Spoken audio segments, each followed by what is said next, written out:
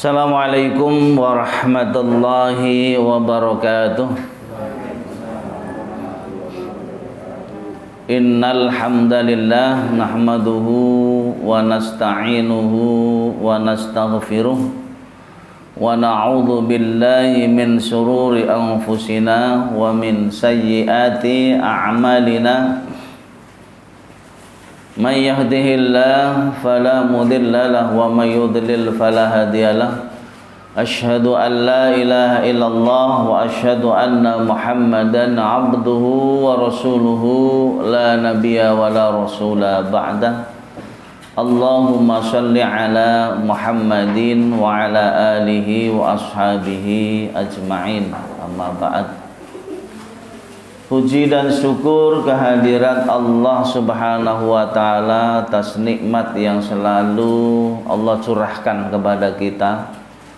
Nikmat-nikmat yang tiada bisa kita hitung satu persatu.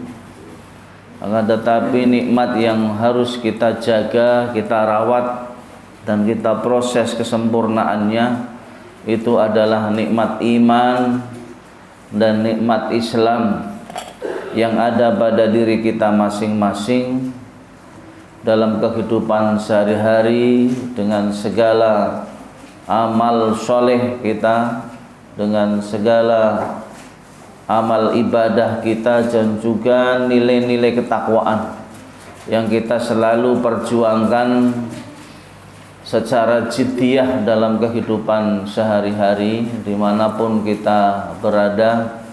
Dan dalam kondisi apapun, insyaallah kita jalani penuh dengan istiqomah dan qanaah.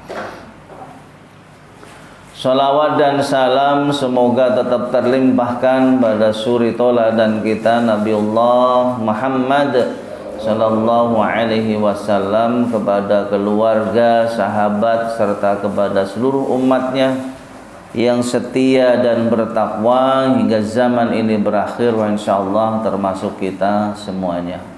Amin ya rabbal alamin.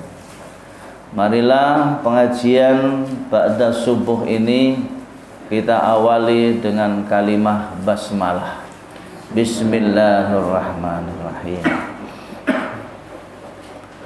Yang kami hormati seluruh jamaah salat subuh dan tokoh masyarakat, alim ulama,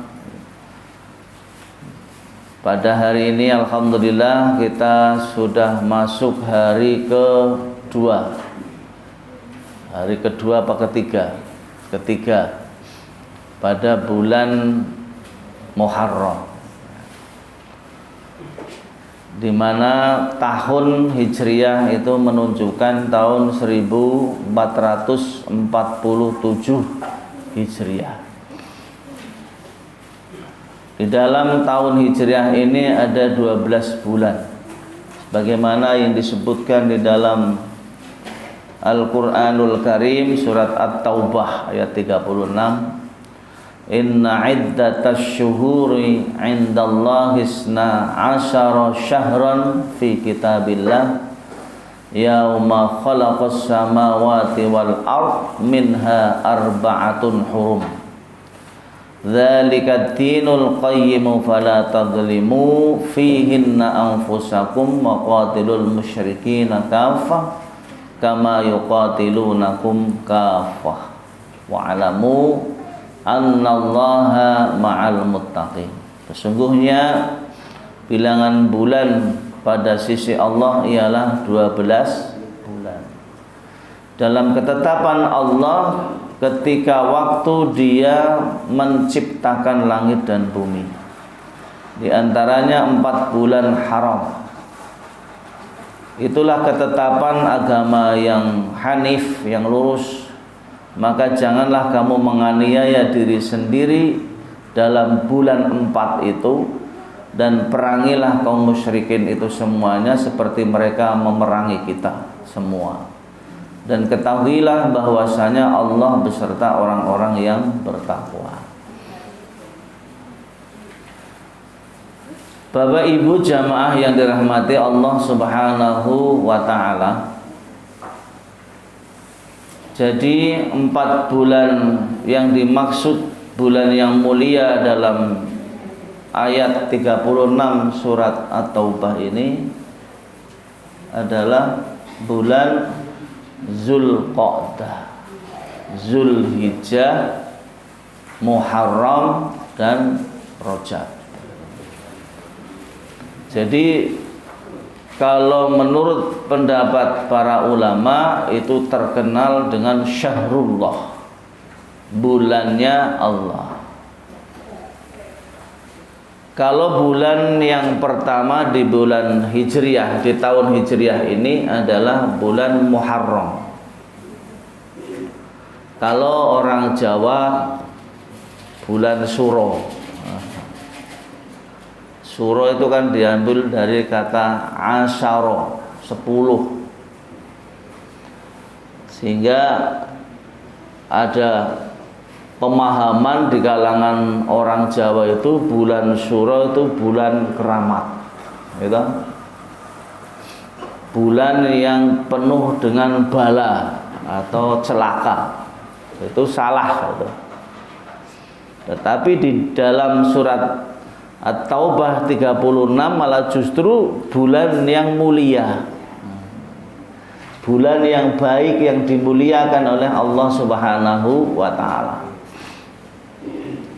Kenapa menurut Al-Qadhi Abu Ya'la rahimallahu ta'ala bahwa bulan Zulqa'dah, Zulhijjah, Muharram dan Rajab ini karena bulan ini tidak boleh saling membunuh dan saling menyakiti. Jadi kalau terjadi perang antara Iran dengan Israel atau Israel memerangi Palestina, di bulan-bulan ini adalah dilaknat oleh Allah Subhanahu wa ta'ala.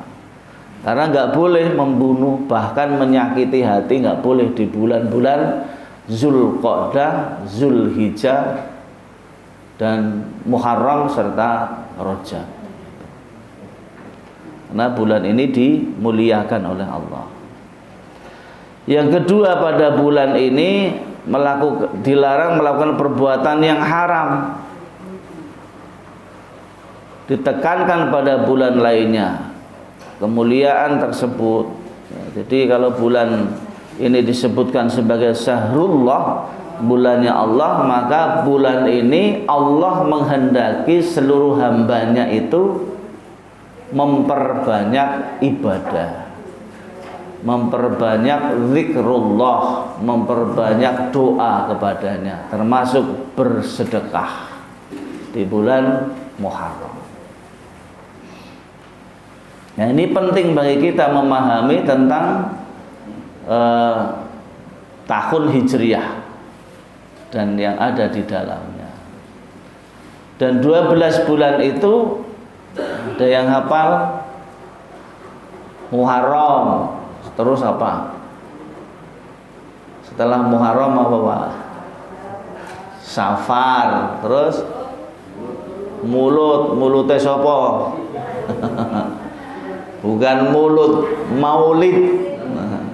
Tetapi dalam bulan Muharram ini tidak maulid. Itu kan Rabiul Awal. Rabiul Awal biasanya disebut Rabiul Ula juga.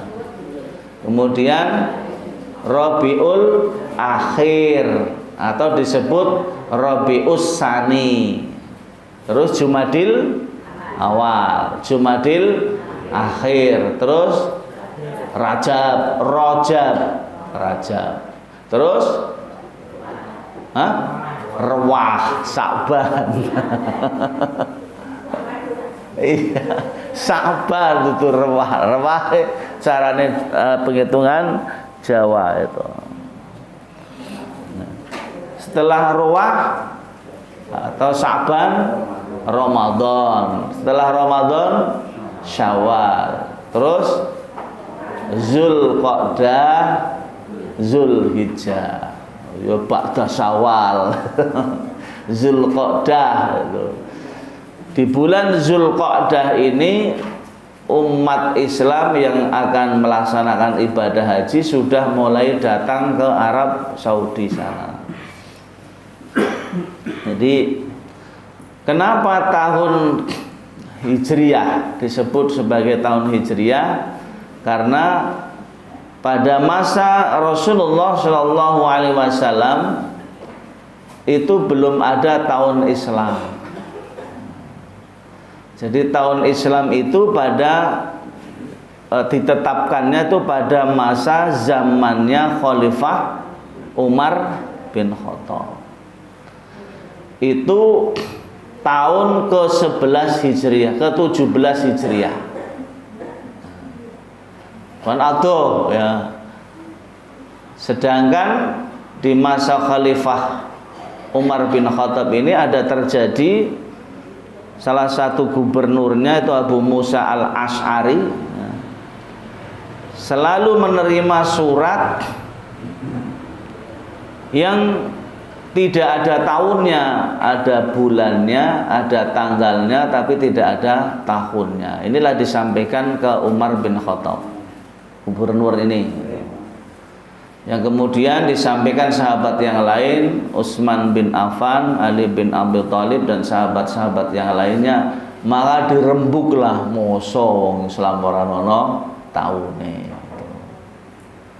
Di tahun 638 Miladiah inilah yang kemudian dirembuk, dipimpin oleh Khalifah Umar bin Khattab.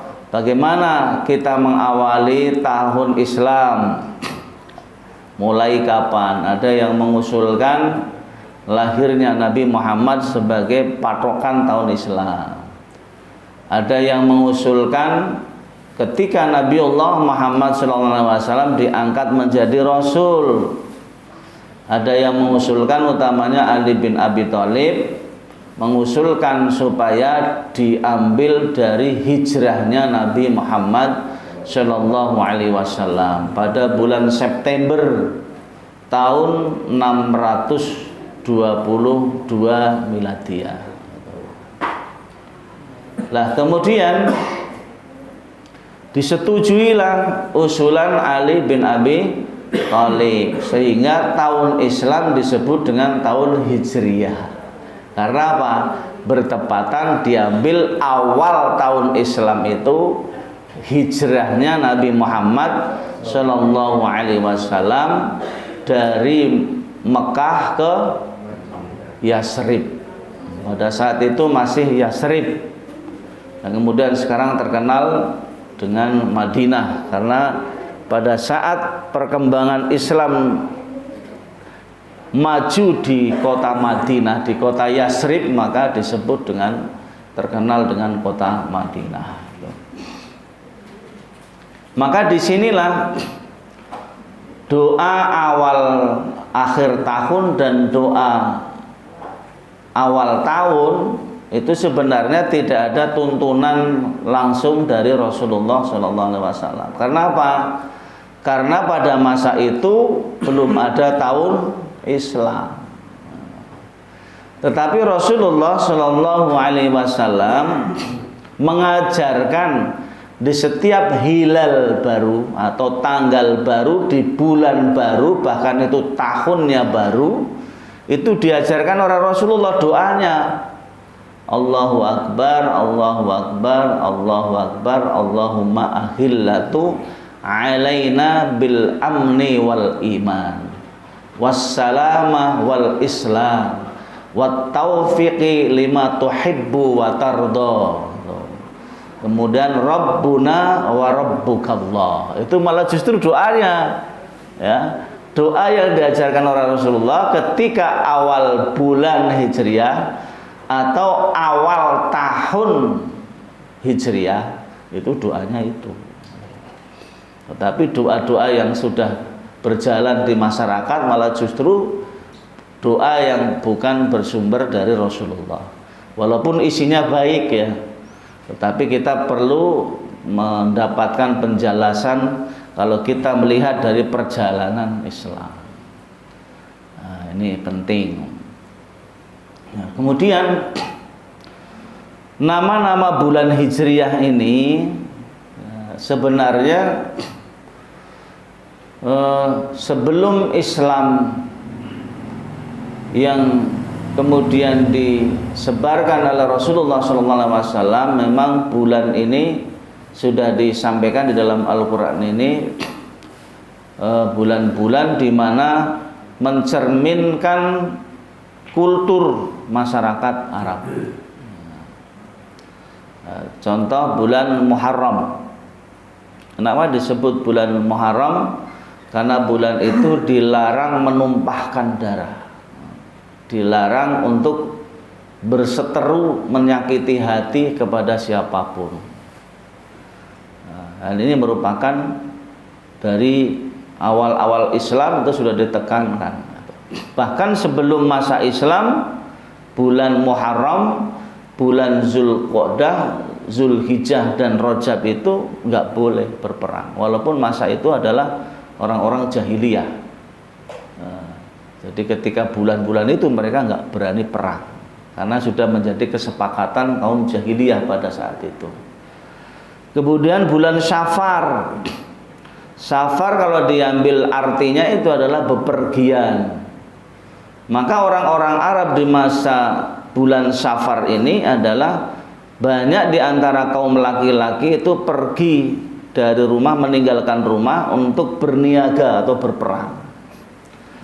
Jadi bulan Syafar ini ya juga termasuk bepergian, juga bisa diperbolehkan berperang. Salah satu hobinya suku-suku Arab itu kan perang. Hobi. Karena itu menunjukkan kejantanannya.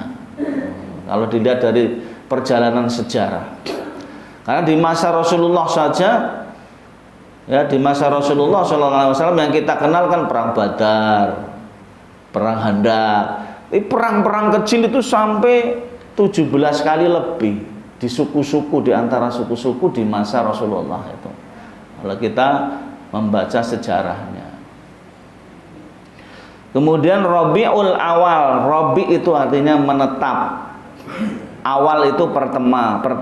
Jadi orang kaum laki-laki setelah pergi bepergian safar, berniaga, pulang untuk menetap di rumah yang pertama, bulan pertama.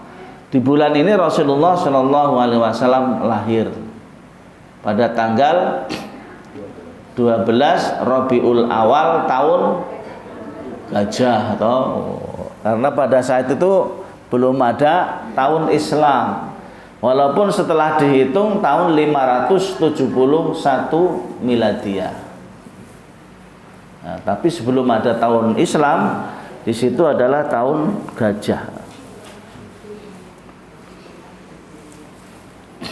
Kemudian Rabiul Akhir, Rabi menetap yang terakhir atau yang kedua, atau Rabius Tsani. Orang-orang Arab itu menetap. Kemudian Jumadal Awal atau Jumadal Ula. Jumadi itu artinya ketigo atau kering, kemarau. Jadi kalau Jumadil Awal itu adalah kemarau bulan pertama. Jumadil Akhir adalah kemarau bulan terakhir. Baru masuk Rajab atau Rajab, artinya mulia. Nah, di bulan Rajab ini juga nggak boleh berperang atau menumpahkan darah. Rajab karena pada bangsa Arab tempo dulu sangat memuliakan bulan ini, sampai-sampai ingin merasakan kehidupannya itu nyaman. Ya, tidak ada perseteruan dan peperangan. Kemudian Sya'ban, masuk bulan Sya'ban. Bulan Sya'ban itu bulan yang ke-8, artinya berkelompok. Nah, di bulan Sya'ban ini orang-orang Arab menjadi suatu tradisi ketika bulan ini keluar dari rumah secara berkelompok-kelompok atau bersuku-suku untuk berdagang atau berniaga, baik yang antar negara atau antar suku yang dekat ataupun kelompok-kelompok itu yang bepergian yang dengan mencari tempat yang jauh, karena melihat dari potensi jualannya itu laku, banyak pembelinya. Ramadan artinya sangat panas. Nah, di bulan Ramadan itu terkenal dengan turunnya Al-Quran, malam Lailatul Qadar dan lain sebagainya. Maka bulan ini adalah bulan terik matahari, panas atau berarti membakar. Orang-orang Arab biasanya berpuasa pada saat itu, walaupun pada saat itu belum sesuai dengan ajaran-ajaran Islam. Tetapi setelah Rasulullah SAW mendapatkan perintah berpuasa ya, di bulan Ramadan ini 1 bulan penuh, maka terjadi di bulan ini, karena bulan Ramadan itu juga diperbolehkan berperang.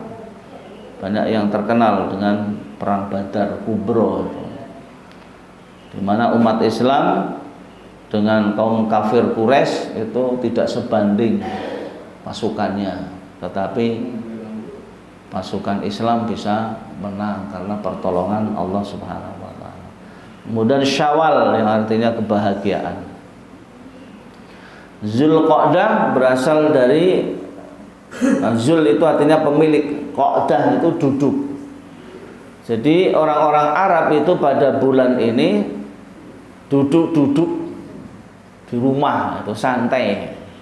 Bahkan pergi dari rumah, meninggalkan rumah untuk rekreasi, refreshing dan lain sebagainya. Kenapa? Karena kebanyakan luar Arab itu hadir di Jazirah Arab atau di Masjidil Haram atau di Mekah untuk melaksanakan ibadah haji. Maka rumah-rumah yang ada di Arab itu bukan rumah seperti kita di sini, hanya 1 lantai. Di sana bahasa 17 lantai, 20 lantai, 100 lantai. Karena apa? Dipakai oleh jamaah haji yang datang, disewakan. Nah, kalau 1 kali musim haji, mereka bisa hidup untuk 2-3 tahun. Wah, penak toh Pak. Sing bayar sinten wong Indonesia semoga.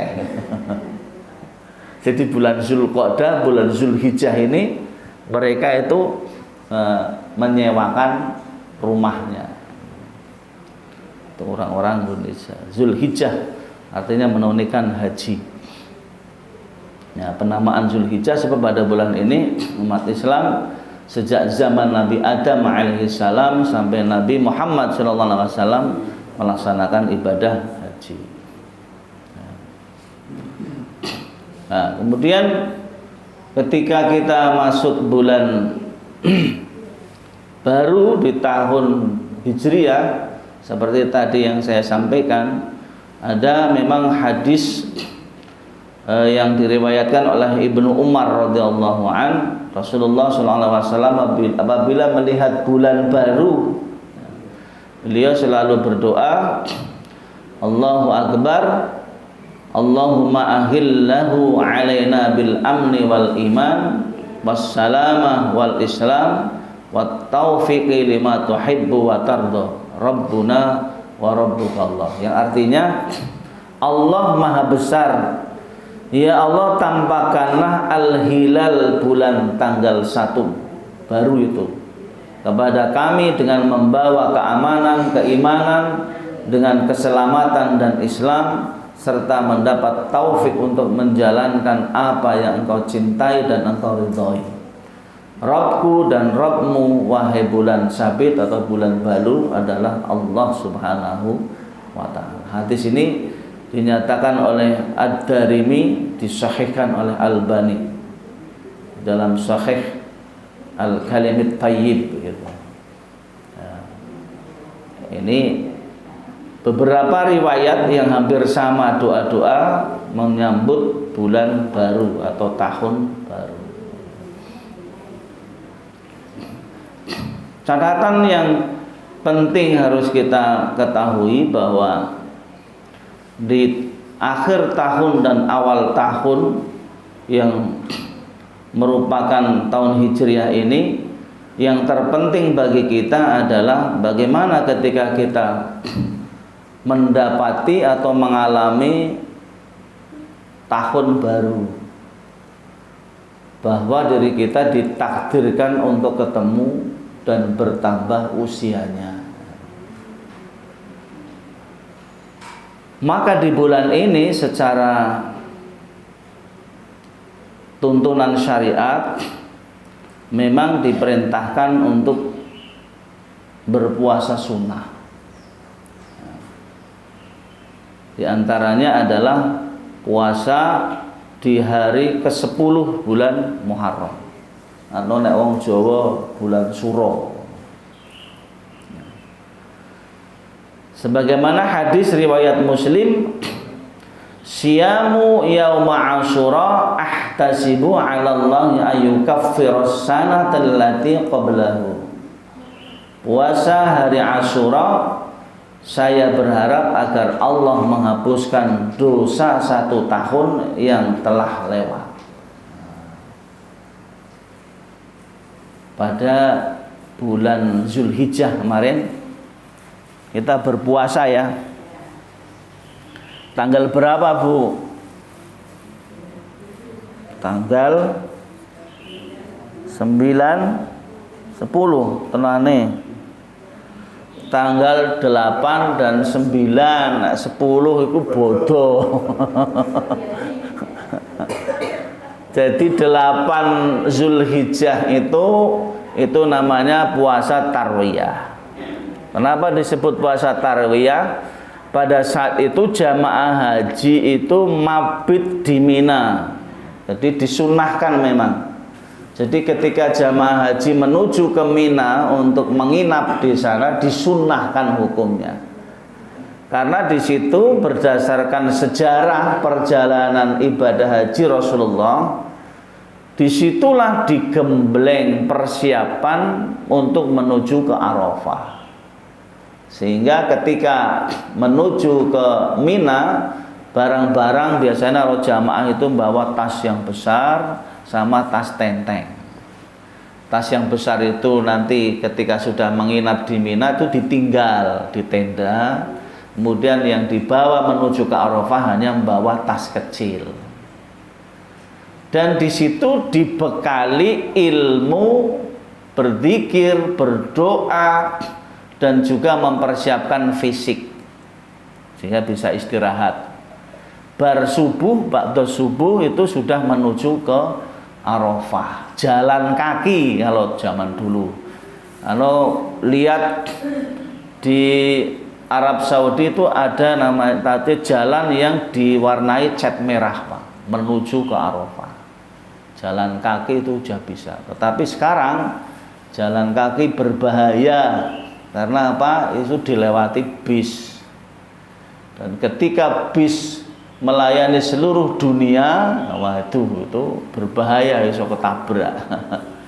Walaupun jalannya pelan, tetapi di situ durasi waktunya sangat sebentar dan bisa terjadi kredit itu.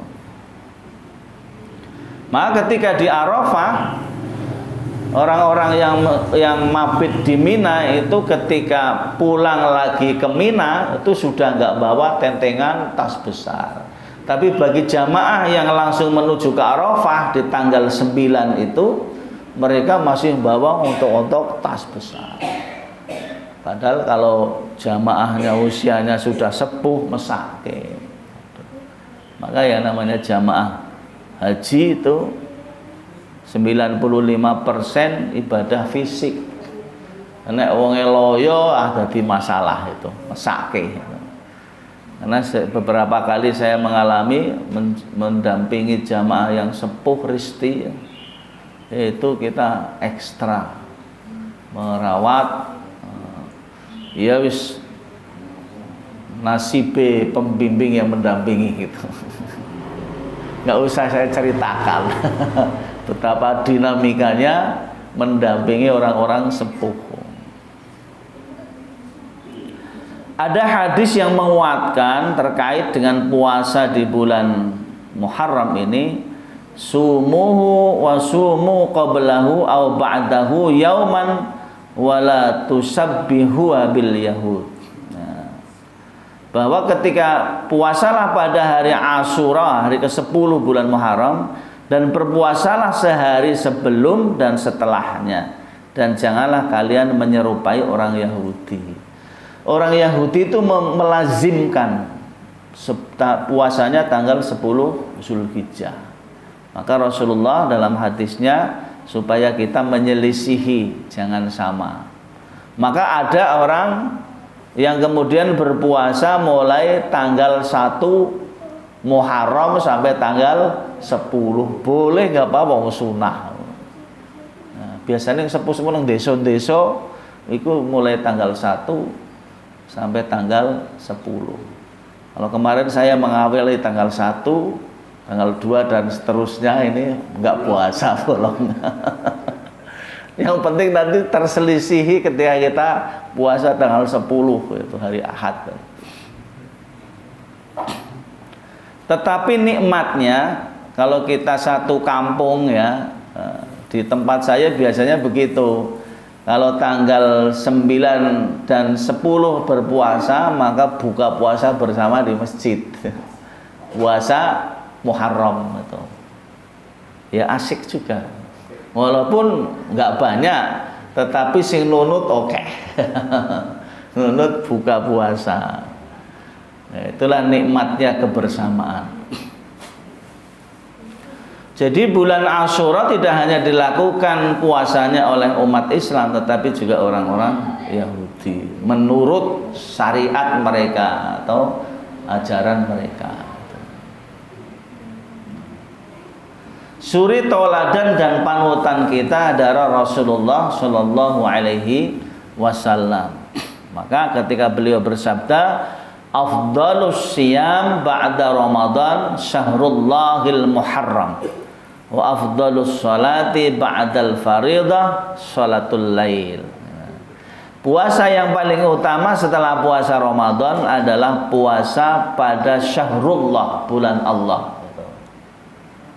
Yang dimaksud itu adalah Muharram. Sementara sholat yang paling utama setelah sholat wajib adalah qiyamul lail, sholat tahajud. Maka kita melazimkan, apalagi kalau usia sudah 40 ke atas. Loh, kenapa 40 ke atas? Usia yang matang itu 40 ke atas. Dan itu kenapa harus usia 40? Karena disitulah kita harus mulai memperbanyak urusan akhirat. Jadi dalam sebuah hadis disampaikan ketika seseorang itu sudah usia 40, bahasa kita kok sih petakilan sing golek dosa. Iku tunggu saja di api neraka. Karena belum tentu nanti usianya sampai 50 tahun. Gitu. Maka pentingnya kita usia-usia yang sudah 40 ke atas, ya sudah biasakan tahajud, biasakan duhaan, siam, puasa-puasa sunnah. Karena apa? Karena kita tidak tahu ajalnya menjemput kita di usia apa. Nah, rata-rata kan begitu. Kalau usia saya sudah 61 tahun. Artinya wis swidak gitu. Swidak itu sampun wayahipun tindak gitu. Ya, tindak akhirat. Jadi saya teringat hari ini kita kehilangan 2 tokoh Muhammadiyah. Satu meninggal dunia Bapak Jufri Zaman Nur. Kemudian yang kedua Bapak Parlin. Itu dua-duanya adalah pernah menjabat di Dikdasmen Kota Semarang. Jadi Pak Jufri Zaman Nur sore meninggalnya, Pak Parlin itu malam. Jadi koyo sepakatan itu. Innalillahi wa inna ilaihi raji'un.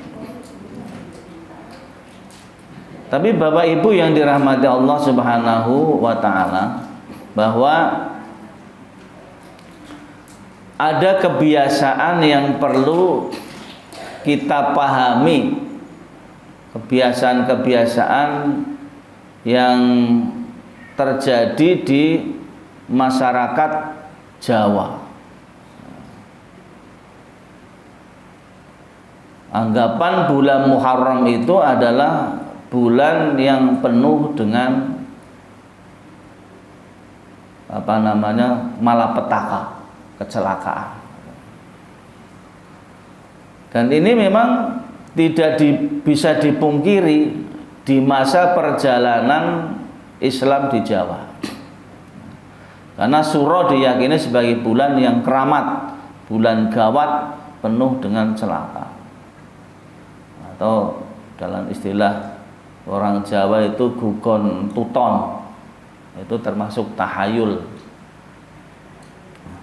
Karena bulan ini adalah bulan sial. Nah, ada tradisi di masyarakat yang nyeleneh. Di antaranya adalah melemparkan sajian atau tumbal ke lautan. Dan ini sampai dengan sekarang masih ada. Utamanya adalah di pesisir selatan. Jadi ketika mereka tidak nyekar di laut, nanti Nyi Roro Kidul itu lesu, itu akan ngamuk.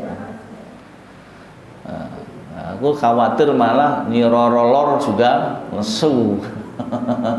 Nyi Roro Wetan, Nyi Roro Kulon, kabeh itu. Lah, ada yang pernah ketemu dengan Nyi Roro Kidul? Bu? Nate? Belum? Podo, karena memang itu hanya cerita. Walaupun ada yang mengatakan itu fakta, tetapi itu tetap tahayul. Hal-hal yang dipercaya oleh orang-orang yang mengalami kegiatan yang seperti itu sebenarnya tidak ada di dalam ajaran Islam. Yang menguasai alam semesta ini termasuk pantai selatan itu hanya Allah Subhanahu wa ta'ala, bukan Nyi Roro itu, termasuk Nyi Roro Lor. Nah, kemudian ada yang mengatakan tidak boleh mengadakan pernikahan, khitanan, membangun rumah di bulan Suro.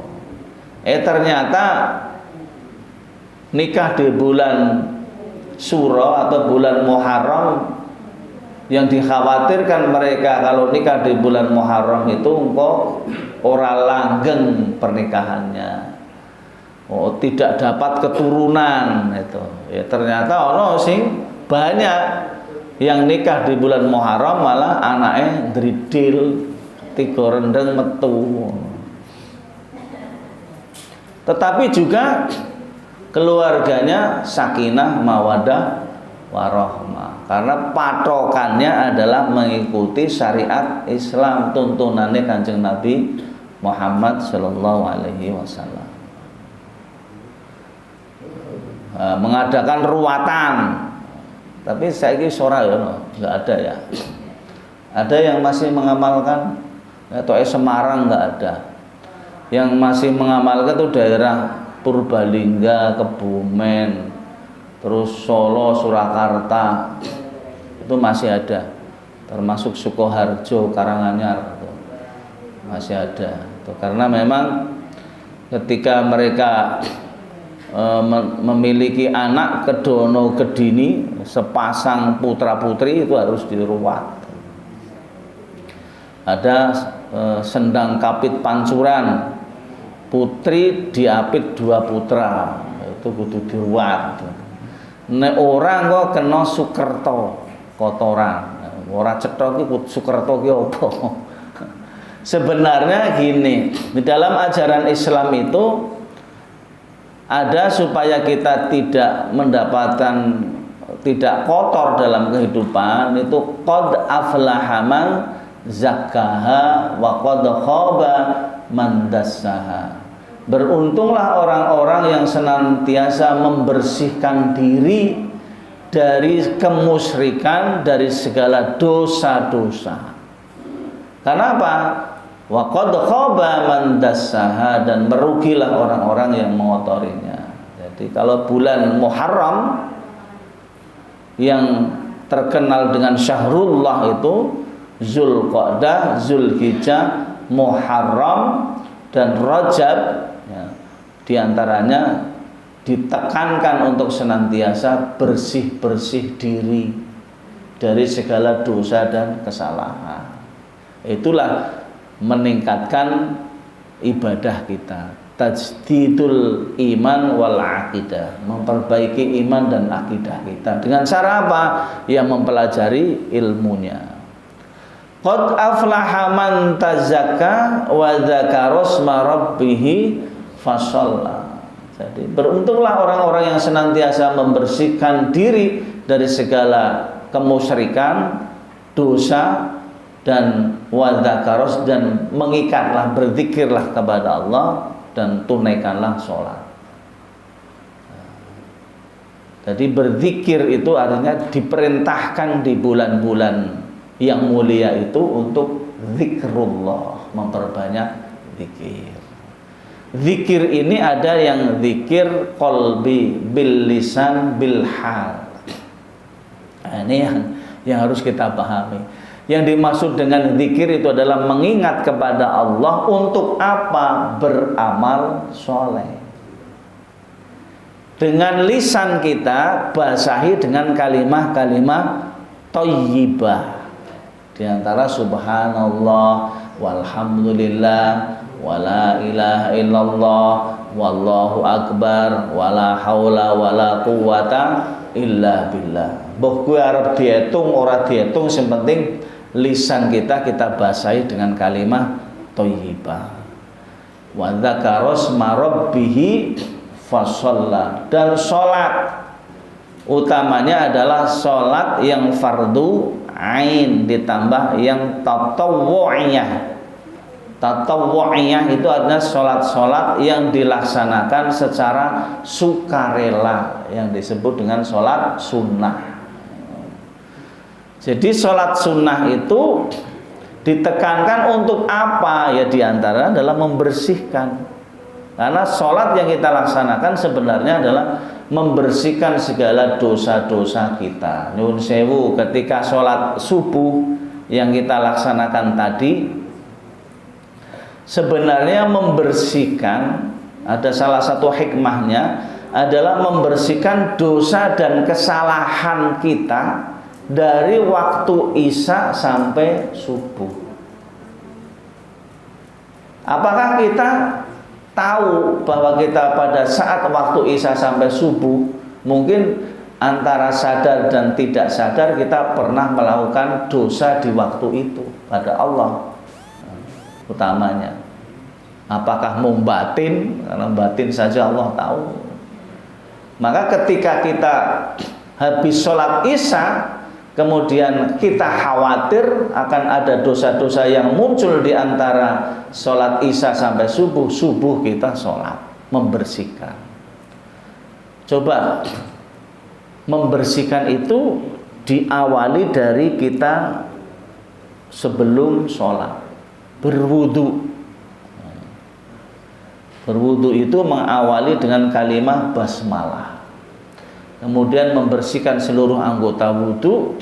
Kemudian kita berdoa, asyhadu an la ilaha illallah wahdahu la syarikalah wa asyhadu anna muhammadan abduhu wa rasuluh. Allahumma ja'alni minat tawwabina wa ja'alni minal mutatahhirin wa ja'alni min ibadikas sholihin. Ini penting, banyakan kan bar wudu langsung melayu. Nah, bar wudu kita berdoa supaya menyempurnakan suci kita, bersih kita dari hadas kecil. Jadi hadapkanlah ke arah kiblat untuk membaca doa ini. Ojo kesusu, supaya bersih kita sempurna pada saat kita mensucikan dari hadas kecil. Nah, kemudian ketika kita mulai menghadap Ka'bah mau sholat, jelas kita harus sudah menutup aurat sesuai dengan tuntunan syariat. Coba ketika kita sudah niat mau sholat subuh, sholat duhur, ya, usolli fardhus subhi ra'ataini mustaqbilal qiblati. Kalau kita makmum kan makmuman lillahi ta'ala, Allahu Akbar. Ada yang memang niatnya didaharkan, ada juga niatnya yang dibatin. Nah, yang namanya niat itu perbuatan lisan atau perbuatan hati? Hati sebenarnya.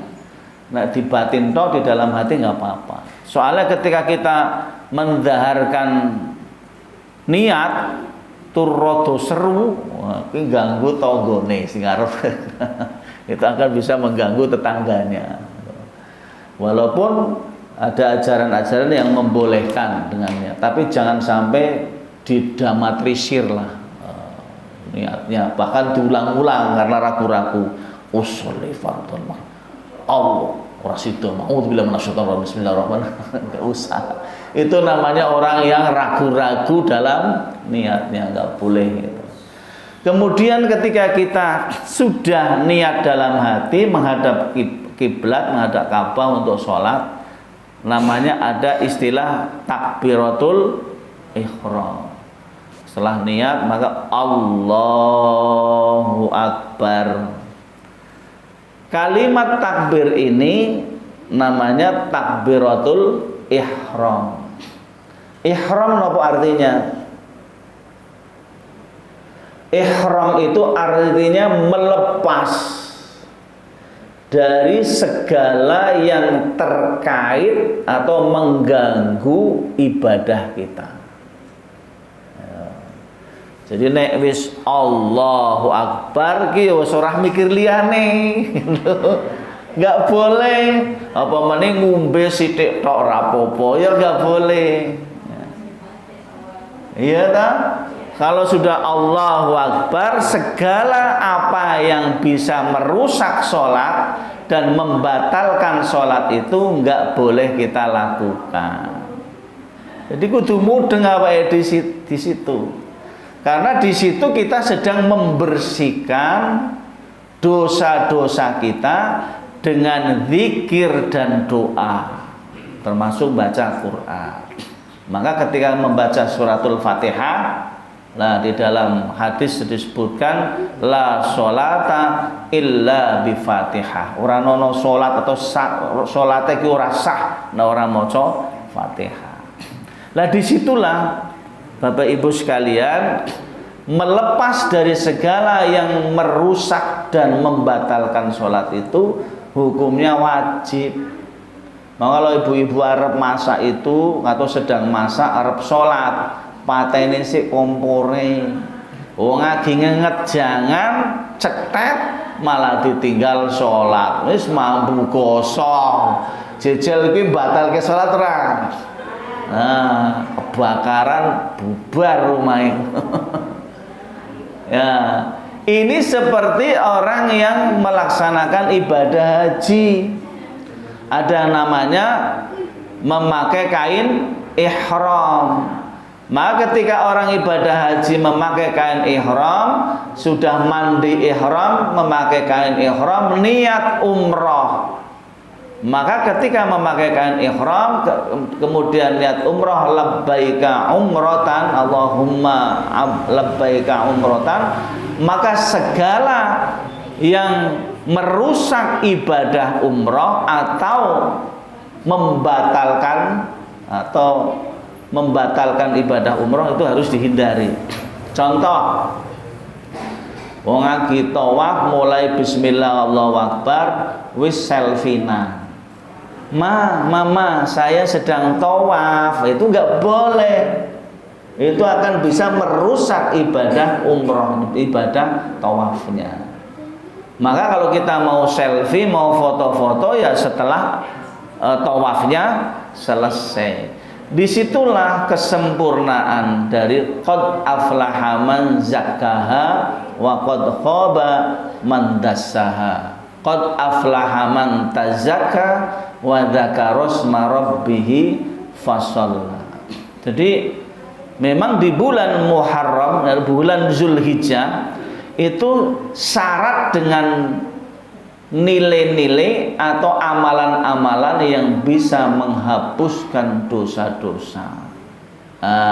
Orang yang melaksanakan ibadah haji ketika wukuf di Arafah, kata Rasul, tidak ada hari yang lebih besar Allah memberikan ampunan segala dosa-dosanya kecuali di Arafah. Disinilah kenapa bulan Muharram itu nggak boleh perang, karena saatnya untuk bersih-bersih diri. Ya, maka kalau orang di bulan Muharram menurut kepercayaan orang Jawa nyekar, mengkuburan. Nyekar ini mengkuburan itu sebenarnya kalimat nyekar itu sebenarnya tidak pas kalau jadi masukan ke ajaran Islam. Karena kalau di dalam ajaran Islam, ziarah kubur itu hukumnya apa? Apakah sunnah? Apakah mubah? Apakah wajib? Jadi ziarah kubur itu sebenarnya salah satu tujuannya, hikmahnya adalah mengingatkan mati terhadap orang yang hidup seperti kita. Maka bisa menjadi sunnah ketika kita mengingat mati kemudian ziarah ke pemakaman, ya memang di situ ada adabnya ketika masuk ke pemakaman dengan membaca salam, mengucapkan salam.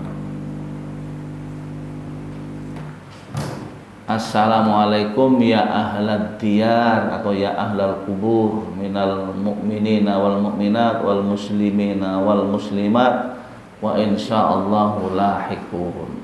Apa artinya? Mengucapkan salam kepada yang di kuburan itu, insyaallah aku nyusul, bahasanya ngono. Artinya apa? Kita siap dengan iman dan segala amal soleh kita. Karena kita akan nyusul ke kuburan. Jadi jangan bawa kembang, nyuwun sewu ya. Itu bukan ajaran Islam bawa kembang. Bukan ajaran Islam. Dan ternyata kembang dibawa itu menurut ajaran mereka itu adalah untuk memberi makan penghuni yang ada di dalam makam itu. Jin-jin itu. Jadi salah satu makanan jin yang di dalam kuburan itu, yang di pemakaman itu adalah penghuninya jin. Makannya kembang, kemenyan. Maka ketika kita masuk ke kubur ya tetap berdoa. Nah, berdoa di sana. Kemudian setelah kita melaksanakan aktivitas amal soleh di bulan Muharram, dan nanti kita akan sebentar lagi, beberapa hari lagi kan masuk tanggal 9 dan 10 Muharram ya, kita bisa mengagendakan puasa bareng, nanti buka bareng gitu. Ada juga di bulan Muharram ini menurut tradisi yang orang Jawa ngalap berkah. Itu ada juga yang ziarah-ziarah ke makam-makam itu. Tetapi ternyata saya pernah ke mana Sunan di Kudus apa? Muria.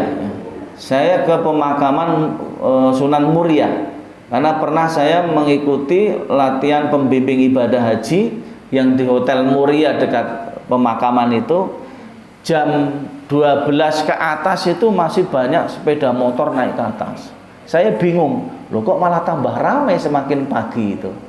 Ternyata juga banyak orang yang tirakat di kuburan. Mereka menyebar kembang, kemudian juga menghidupkan dupa-dupa. Itu seolah-olah bukan ajaran Islam. Tapi mereka wong sarungan kabeh itu, dan bukan sorbanan. Bahkan jual air yang pakai botol air mineral yang segini, ada yang besar itu harganya beda-beda Pak. Kalau harga yang tanggung itu 50.000, yang besar lagi itu 150.000. Nah kalau saya iseng-iseng tanya, niki toyo napa? Ini toyo didongake, iki nek sing iki didongake bar maghrib tekan jam 12. Nah sing lebih gede meneh iki bar maghrib tekan subuh. Lah isi dongane apa macam-macam. Saya sampai tanya ke sana. Nah, ternyata banyak orang-orang yang cara berdoanya tidak mencerminkan cara-cara Islam. Karena minta berkah dari kuburan itu yang salah. Padahal kita berdoa hanya kepada Allah Subhanahu wa taala. Ya termasuk hal-hal yang dilarang itu ya kita taati. Memang Bapak Ibu sekalian yang dirahmati Allah Subhanahu wa taala, apa yang harus kita lakukan ketika masuk tahun Hijriah ini, bulan Muharram? Yang pertama yang harus kita lakukan, karena perjalanan hijrahnya Nabi Muhammad SAW dari Mekah ke Madinah itu sebenarnya sebelum ada perintah untuk hijrah, Nabi secara cerdas sudah melaksanakan hijrah sejak tahun 615 Hijriah. Kan kejadian hijrahnya dari Mekah ke Madinah itu tahun 622 Miladiyah. Tahun 615 itu sudah hijrah ke Ethiopia, di daerah Afrika. Jadi daerah Habasya yang terkenal dengan Habasya, daerah Ethiopia. Itu karena apa? Rongrongan kaum kafir musyrik itu adalah banyak umatnya Nabi Muhammad yang belum banyak di tahun 615 Miladiyah itu disiksa, bahkan terancam dibunuh, termasuk pemboikotan. Nah, 2 kali hijrah ke Habasya itu. Tahun 615 bulan Sya'ban, bulan Rajab, ya, bulan Rajab, kemudian disusul lagi pada bulan Ramadan di tahun yang sama. Kemudian keberhasilan para sahabat Nabi yang hijrah ke Habasya, ke Ethiopia, walaupun di Ethiopia itu bukan masyarakat Islam, dan situ terkenal dengan masyarakat beragama Kristen. Tetapi rajanya, saya lupa namanya, rajanya itu sangat menghormati para tokoh-tokoh Quraisy. Maka termasuk Utsman bin Affan itu yang ikut hijrah pertama kali ya ke Habasya itu beserta istrinya. Ya, kemudian keberhasilan hijrah ke Habasya menjadikan masyarakat Islam semakin bertambah. Kemudian ada salah satu yang menyebabkan para suku-suku selain Quraisy itu benci terhadap kaum kafir Quraisy itu ketika umatnya Nabi Muhammad SAW yang belum banyak itu diboikot secara ekonomi dan sosial. Maka kaum suku-suku selain dari Quraisy itu membenci, bahkan kemudian simpati terhadap kekokohan dan kegigihan Nabi Muhammad SAW dalam menjaga akidah dan keimanannya, sehingga umatnya Nabi Muhammad bertambah, termasuk masuknya Hamzah menjadi Muslim, kemudian Umar bin Khattab dan lain-lain yang kemudian masuk Islam. Kemudian kekuatan Islam semakin bertambah, tetapi ancaman dari kaum kafir Quraisy juga semakin luar biasa, sehingga diperintahkan oleh Allah untuk berhijrah, untuk mempersiapkan diri. Maka salah satu hikmah dari bulan Muharram dan tahun hijrah ini adalah kita sebagai umat Islam harus berani dan siap untuk merubah. Saya kira ini yang bisa kami sampaikan yang terkait dengan hikmah dan juga keutamaan bulan Muharram. Maka 5 hal yang harus kita tingkatkan adalah, pertama adalah tajdidul iman wal akidah, memperbaiki iman dan akidah kita. Yang kedua adalah tajdidul ibadah, memperbaiki ibadah kita. Yang ketiga adalah tajdidul khuluqiyah. Ternyata cerminan Rasulullah SAW pada saat dakwahnya Rasulullah dengan berbagai ancaman, dia tetap ingin menjaga ukhuwah, jalinan keluarga, walaupun itu musuhnya, yaitu kaum Quraisy. Maka dia sangat menghormati pamannya, termasuk menghormati Abu Jahal, walaupun dia adalah musuhnya, karena mengharapkan dia masuk Islam. Tetapi inilah akhlak yang harus dijaga oleh kita, termasuk bagaimana kita termasuk menjaga akhlak kita dalam kehidupan sehari-hari. Kemudian tajdidul amaliyah wal muamalah, memperbaiki amalan-amalan ibadah kita, termasuk kinerja kita, cara bekerja kita untuk mencari ma'isyah kehidupan dunia.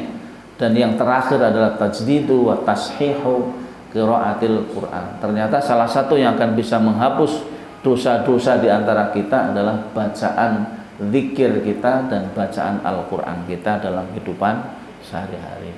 Semoga bermanfaat. Sudah pas jam 6. Bermanfaat, dan marilah kita akhiri dengan berdoa. Apa ada yang mau ditanyakan? Cukup ya. Kita akhiri dengan doa. A'udzubillahi minasyaitonirrajim. Bismillahirrahmanirrahim. Alhamdulillahi rabbil alamin, hamdash syakirin, hamdan na'imin, hamdan ni'amahu wa yukaffiu mazida. Ya Rabbana lakal hamdu kama yanbaghi li jalali wajhikal karim, 'azimi sultani. Allahumma shalli ala Muhammadin wa ala alihi wa ashabihi ajma'in. Allahumma ighfir lana dhunubana wa liwalidina warhamhum kama rabbawna shighara.